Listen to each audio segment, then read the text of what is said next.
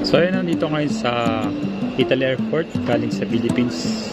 Nag-depart ako sa Philippines na October 31 at ngayon dito ngayon sa Rome Airport, Italy. Dahil meron pa kami isang connecting flight, local flight dito sa Italy papuntang Trieste, Italy. Share ko lang sa inyo sa mga kapwa ko OFW dyan, mga departure or paalis o parting ng Pilipinas, mga arrival. Huwag nyo kakalimutan dumaan sa may OFW lunch or OWA lunch na makikita nyo sa NAIA Terminal 3, Gate 7. Tapat lang siya ng Gate 7, tapos na siya. Pwede kayong dumaan doon at kumuha kayo ng e-card or OWA OFW e-card.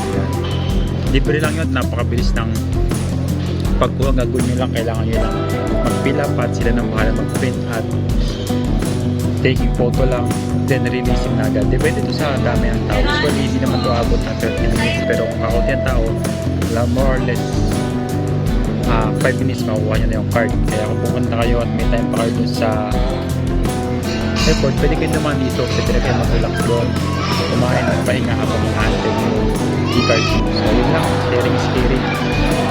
So see you sa next vlog.